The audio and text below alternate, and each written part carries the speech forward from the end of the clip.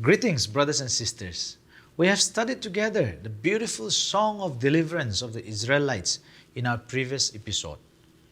Through this song, the experiences of the Israelites were kept before them. The song also emphasized on the Israelites identifying their faith with Moses, whose faith led them in crossing the Red Sea, thereby delivering them from slavery and bondage. Today we have Christ's faith, and by believing in Him, we receive salvation of our souls freely. We also begin with a section where the Israelites were at the wilderness of Shur. After having experienced the great deliverance of the Red Sea, they walked for 3 days and found no water. The commentator compared such situation to that of a born-again child of God. After salvation, there is a period of our soul thirst. And Apostle Paul described it in Philippians 3 verse 10. That I may know Him and the power of His resurrection and the fellowship of His sufferings, being made conformable unto His death. This is the experience of the child of God after he is redeemed. With that as our background for today, and without any further delay, I welcome you to our next episode of Through the Bible. Dear friends, welcome to another episode of Through the Bible. The journey through the desert is not an easy one. The desert presented its own challenges, and Israel began to grumble and expect Moses to provide their every need. Do we relate to the Israelites as we journey through our lives? God bless you as you spend this time listening. Exodus 15:23-26. And when they came to Marah, they could not drink of the waters of Marah, for they were bitter. Therefore the name of it was called Marah. And the people murmured against Moses, saying, What shall we drink? And he cried unto the Lord, and the Lord shewed him a tree, which when he cast into the waters were made sweet. There he made for them a statute and an ordinance, and there he proved them, and said, If thou wilt diligently hearken to the voice of the Lord thy God, and wilt do that which is right in his sight, and wilt give ear to his commandments, and keep all his statutes, I will put none of these diseases upon thee, which I have brought upon the Egyptians. For I am the Lord that healeth thee. Their second experience on the other side of the sea is the bitter waters of Marah. They had gone 3 days' journey into the wilderness and are thirsty. When they finally come to water, it is bitter and unfit to drink. And remember that the children of Israel are now redeemed people. Marah was on the path where God led them. He had marked it out for them. You may not realize it, but the oasis of Marah is a normal Christian experience. When a bitter experience comes to a Christian, it is puzzling and perplexing thing. Some people say, Why does God let this happen to me? I cannot tell you why certain things befall Christians, but I do know that God is not punishing them. He is educating them and preparing them for something. The Lord said, In the world ye shall have tribulation. Right on your pathway there is a Marah. In the pathway of every believer there is a Marah. God has arranged it all. Someone has said, Disappointments are God's appointments. I found this to be true. Once a young person said to me, I wanted to go to school. I wanted to prepare for the mission field, but my father died and I had to help support my mother, so I could not go to school. Another incident is about a sweet, uncomplaining young woman. She was prematurely grey. And one day, when inquired, we were told that one time she was engaged to one of the finest men in the church. They were to be married, but he was called away to war and was killed. It caused her hair to turn grey. That was the Marah in her life. Friend, there are many frustrations, disappointments, and sorrows in life. Your plans can be torn up like a jigsaw puzzle. You may have a little grave on a hillside somewhere. May I say that we all have our Marahs. You will not bypass them. You cannot detour around them, skip over them, or tunnel under them. God uses a branding iron. In West Texas, in the spring of the year, when the calves were branded, a branding iron is put down on the little fellow. And how he bellows. It makes us feel sort of sad for him as he cries. But from then on, everyone knows whom he belongs to. And the calf is branded. It will not get lost. God does that for us today. What was it that made the bitter water of Marah sweet? We are told that a tree cast into the water made it sweet. Deuteronomy 21:23 says, "He that is hanged is accursed of God." And in Galatians 3:13 it says, "Cursed is every one that hangeth on the tree." Jesus Christ died on a tree, and it is the cross that makes the experience of life sweet. He tasted death for every man, and took the sting out of death. O death, where is thy sting? O grave, where is thy victory? Says 1 Corinthians 15:55. It is the cross of Christ that makes sweet the Marah experiences of life. Exodus 15:27. And they came to Elim, where were 12 wells of water, and 70 palm trees, and they encamped there by the waters. Elim was a place of abundant blessing and fruitfulness. There were 70 palm trees and 12 wells. After the bitterness of Marah, God brought his people to Elim. Weeping may endure for a night, but joy cometh in the morning. Simon Peter may be locked in the inner prison, but the angel is going to open the door. Paul and Silas may be beaten at midnight, but an earthquake will free them. There is a Marah along the pilgrim pathway today, but friend, there is also an Elim. God's plan for usefulness always leads to Marah and to Elim. Joseph, you remember, had that experience.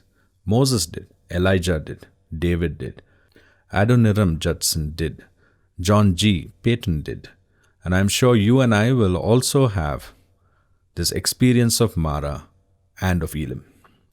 Beyond every shadow there is an Elim. Beyond every cloud there is the sun. Beyond every shadow there is the light. Beyond every trail there is a triumph. And beyond every storm there is a rainbow. George Matheson wrote, "I traced the rainbow through the rain." This is the way God leads us. All of these things happened to Israel for examples to us. Chapter 16. We have been studying the experiences of the nation Israel. After they left the land of Egypt and crossed the Red Sea and came to Mount Sinai, there are 7 recorded experiences which correspond to the Christian experience. So far, they have sung the song of Moses, gone 3 days without water, arrived at Marah where the water was bitter, and then journeyed to Elim where there were water and trees in abundance. Elim is a picture of the fruitful Christian experience, and God promises to bring us to this place. Now we come to the wilderness of sin, the manna and the quail, and we find that life, and we find that Christ is the bread of life. Israel murmurs because they lack food. Exodus 16:1-3. And they took their journey from Elim, and all the congregation of the children of Israel came unto the wilderness of Sin, which is between Elim and Sinai, on the 15th day of the 2nd month after their departing out of the land of Egypt. And the whole congregation of the children of Israel murmured against Moses and Aaron in the wilderness. And the children of Israel said unto them, Would to God we have died by the hand of the Lord in the land of Egypt, when we sat by the flesh pots, and when we did eat bread to the full, for he hath brought us forth into this wilderness to kill this whole assembly with hunger. It has been only 2.5 months since the Israelites left Egypt. They started murmuring. When they came to the Red Sea, when they crossed the sea, they sang the song of Moses, the song of redemption. But it was not long before they began to murmur again and to sing the desert blues. We would call them a bunch of gripers. They wanted to be delivered from the slavery of Egypt, but after they journeyed into the wilderness, they ran short of water and food and began to complain. They remembered the flesh pots of Egypt and longed for them. There are many people who have been saved out of sin, then wanted to go back to the old life. Many of us have had that temptation. There's a story of a man who was saved out of a life of bootlegging and heavy drinking. When he was converted, he knew every bootlegging joint. And for the first few months after he was saved, he did not dare go by one of those places because he knew he would go in. He said, I looked back at those old flesh pots, but thank God, today I hate them. Manna and quail are provided by God. God had no intention of letting his people starve. His plan was to lead them through the wilderness, and he had promised to take care of them. Exodus 16:4-7.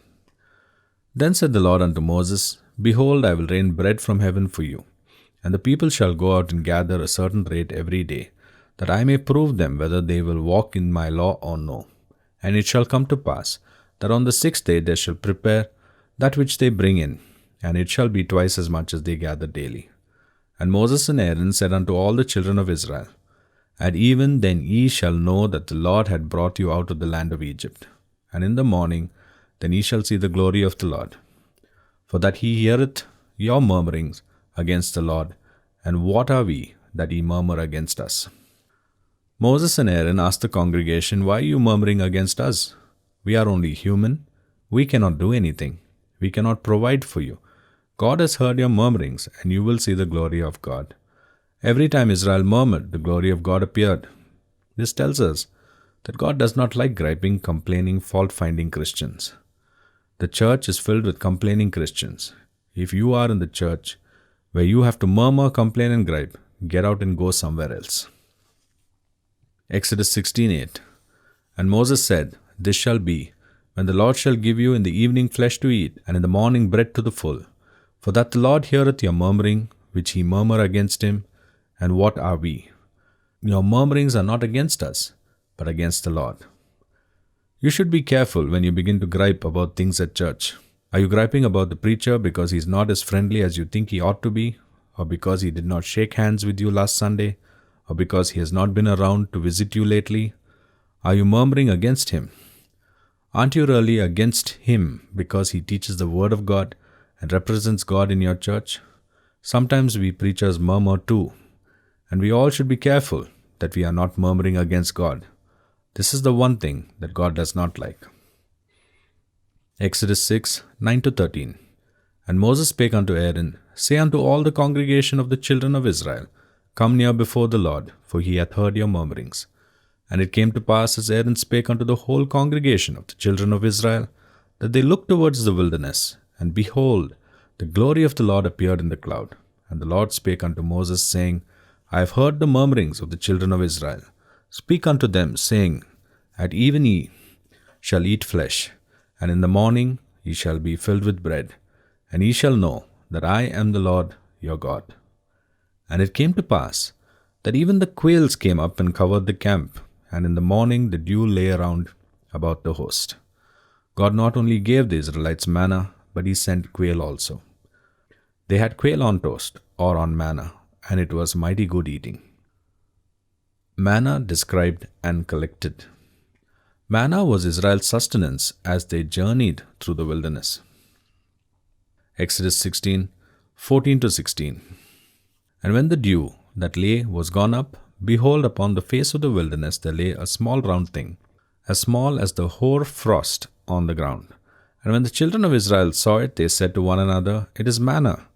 For they wist not what it was. And Moses said unto them, This is the bread which the Lord hath given you to eat. This is the thing which the Lord hath commanded. Gather of it every man according to his eating, an omer for every man, according to the number of your persons. Take ye every man for them which are in his tents. The Israelites were to gather only enough manna for the day.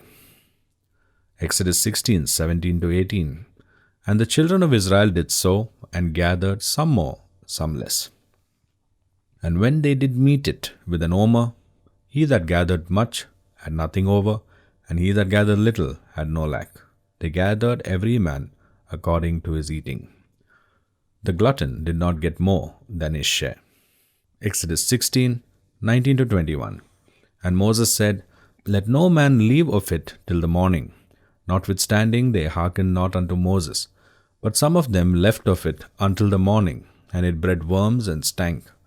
And Moses was wroth with them, and they gathered it every morning, every man according to his eating, and when the sun waxed hot, it melted. The manna was to be gathered every morning. Each man was to gather it. This was to be a personal experience. The manna speaks of the Lord Jesus Christ as the bread of life. The Gospel of John, chapter 6, confirms this.